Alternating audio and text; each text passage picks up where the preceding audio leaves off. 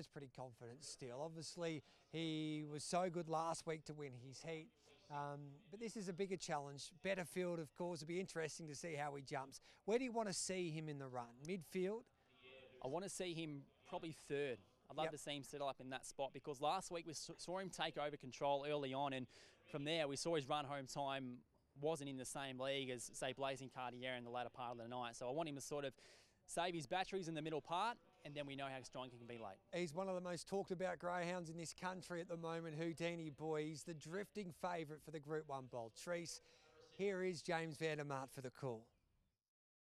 They load away the Group 1 Bolt Trease for the stayers over the 715 metres. It is a real test of attrition. And the favourite, the Rising Star Houdini Boy in green. Set to run now, green light. The stayers are ready for the Bolt Trease. Stand by. Set. Away and racing, and Houdini Boy midfield to go, and Blazing Cartier away quickly, tackled by Manila Knight, and there's Houdini Boy straight up to third, settling down, followed Sir Truculent, a break of 3 to He Shall Power, then Elias Bale, Sweet as M, and Sunset Burbsky last, a lap to go, and Manila Knight led it clearly, 4 lengths to Houdini Boy, who starts to hone in quickly down the railway side, 3 lengths away then to Sir Truculent, He Shall Power, then Blazing Cartier, Elias Bale, Sweet as M, and Sunset Burbsky. Manila Knight, Houdini Boy, they come together. Manila Knight hit the lead. Here's Sir Truculent winding up. It's as they turn. Manila Knight, Houdini Boy. It's still Manila Knight. Manila Knight won the Bolt Trease all of the way. A half length Sir Truculent. Third Houdini Boy.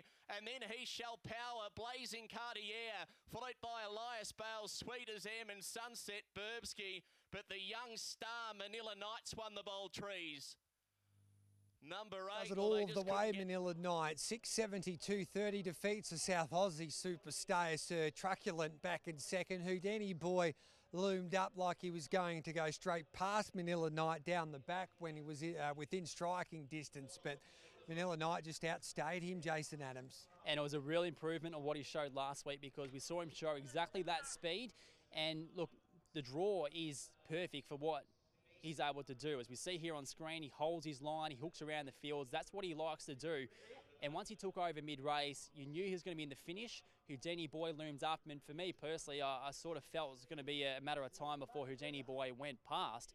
But they sort of collided on the home turn. They got jammed up a little bit, and that's where we saw the real grind from Manila Knight at the part of the race where he weakened last week. I know Connections were frustrated that he was in such a late race last time around, because he doesn't handle the kennel experience as good as some others. But being earlier on in race number 5, I'm sure that's what they're going to credit as to the improved performance from him. He was really good. So that was the key to him tonight. Definitely earlier race, he was race 11, the second last week, and race number 5, it can make a big difference. He doesn't use all that energy at the start of the night in the kennel area, and he saves it for where it counts most there on track. Exactly right. We see a very happy man walk behind as part of the team of Manila Knight and Kevin Richards, and look, he'd be thrilled. And what I loved about that win also, Gareth, was when he was challenged, he responded. Yeah. I mean, without doubt, he would have been fighting fumes at the end of his tank, but he just did not give in. He kept fighting, and he's won in pretty good time as well in 41.66. So now a Group 1 winner.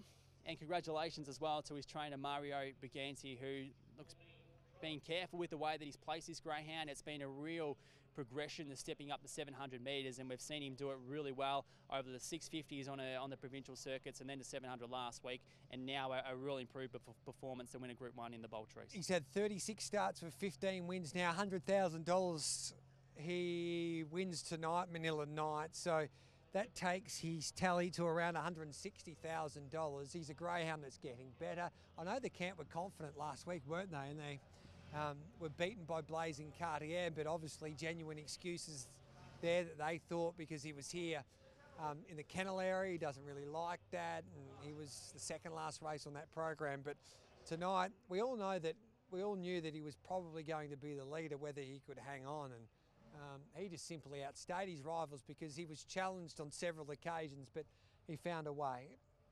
He did, and look, just a really good staying performance, and I guess hopefully that's what we're going to see from him in future, where he begins on speed, he just fights and fights just like he did then. He was really good. We see Houdini Boy here in front of us, Gareth, having a drink just before he heads back to the kennel block, and he was pretty gallant. I thought when he loomed up, he had to work hard, and it was probably a prime performance of it's one thing to catch the leader, it's another to get by. And at that stage of the race, he didn't have enough in the tank to get around Manila Night, and still a good run from Houdini Boy and Sir Truckland as well, we must mention, who is the staying king of South Australia. And I sort of thought, as Houdini Boy and Manila Night were getting together, where are we going to see the swoopers? They're going to cost themselves ground, and the swoopers are going to come. So Truckland was there on the scene, didn't have enough to get by, but that probably plays in the favour of Manila Night and how good he was in the run home, just to fight that challenge that were coming. He shall power. He'll win a big staying race one day. He was flying home. Or do you think the way that he goes about it might cost him? Eventually he'll have the brakes go his way one night, surely. He's one of my favourite greyhounds, He Shall Power, but he's just got a racing pattern that isn't traditional for winning group races. I mean, he's possibly not quick enough to go on and win one coming from behind, and we know